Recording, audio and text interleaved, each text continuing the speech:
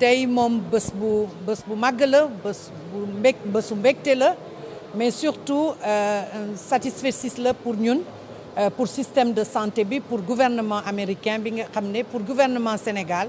bi nga xam ne rénovation bi nekk na li ñu xam ne moo indi lëkkaloo diggante ñaari gouvernement yi waaye diggante USAID ak ministère de la santé bi nga xam ne mu ngi koy appuyer ni ngeen ko xamee PRA de Saint-Louis gis ngeen ko rénové nañ ko réhabilité nañ ko totalement te PRA de Saint-Louis dafa nekk ci PRA bi nga xam ne mooy njëkk ci pharmacie régionale yi ñu amoon ci Sénégal fii mais également am nañu rénové nañu PRA de Fatick ak PRA de Diourbel lii nag boo gisee mu doon mbégte ci ñun parce que condition de travail yi dafa amélioré mais également capacité de stockage yi dafay yokku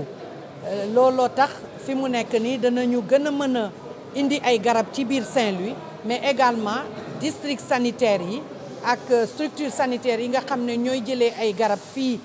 ci Saint-Louis danañu mën am ay garab en plus grande quantité te loolu lu am solo la ci distribution des médicaments essentiels ñu ngi ci sant bu baax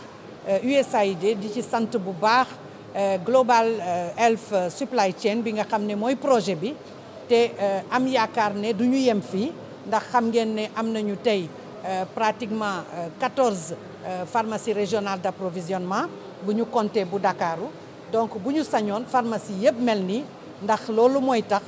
garab yi nga xam ne moom la population yi di xaar ci ñun structure de santé yi di xaar ci ñun ñu mën leen ko jox dans les meilleures conditions. waaw xanaa kontaan ci ñëw fii président ci turu ministre de la santé rénovation bi madame la directrice de la PNA wax nañ ko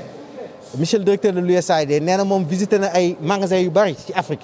waaye néew na wala tey lay door a gis yu mel nii kon loolu raison de satisfaction la ca des mooy boo leen xoolee ni mu mel am na fi loo xam doy na ci juróom benn weer daal di jox médicament surtout programme phare yi nga xam ni mooy feebar yi lakkal askan wi souvent askan wi gën a sonn nga xam ni gouvernement Sénégal dafa mettre en place des programmes phares médicaments yi si début am na fi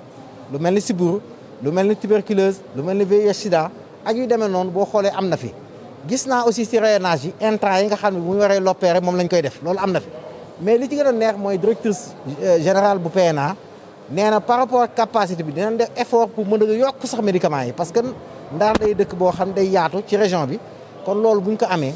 la ca des rek mooy góorgóorlu ba gestion bi mucc ayib sa loolu nag am nañ ci yaakaar parce que comme ni ma ko waxee nit ñi ñoo waxal seen bopp docteur yi nga xam ne ay docteur pharmacien ñoo fi nekk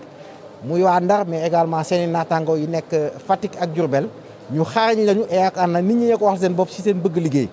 loolu nag bu amee am nañ yaakaar ni wax fa dëgg yàlla li ci des rek mooy ñaan suñu borom ba nga xam ni lii am utilisation bu mucc ayib am nañ ci yaakaar ndax wax naa ko ci sama propos nee naa Ndar day dëkk boo xam bu ñu yàlla dimbalee incha allah région bi war na mën a jëm kanam bu gën a gaaw bu gën a bar ci fan at yi di ñëw ndax yi fi am ci ay mutation yoo xam ni am nañ ci yaakaar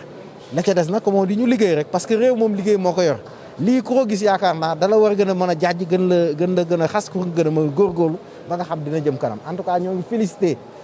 ci turu ministre de la santé di remercier bailleur bi nga xam moo ñu jàppale coût bi jigéen na presque 1 milliard waxuñu ko bëgguñu ko woon wax ñoo mais c'est des coûts qui avoisinent presque 1 milliard de francs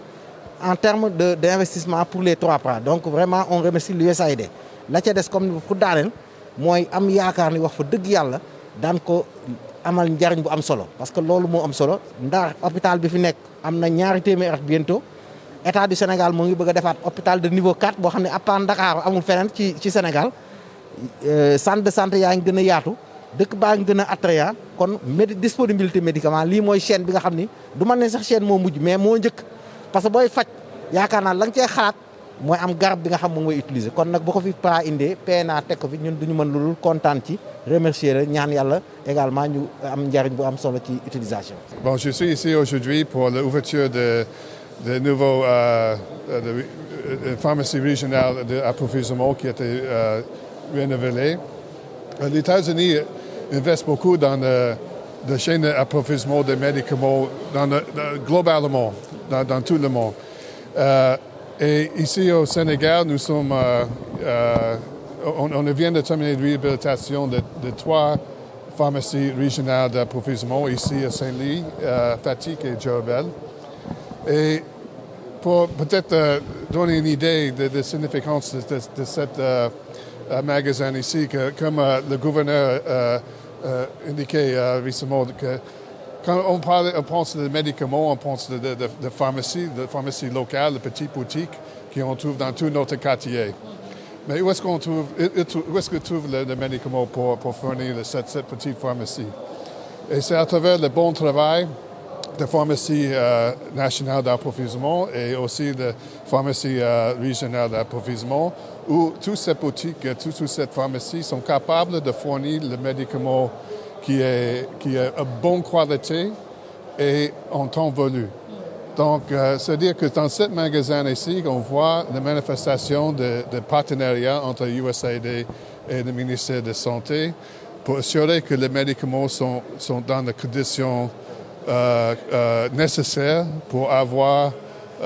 des médicaments de haute qualité. Donc voilà, merci.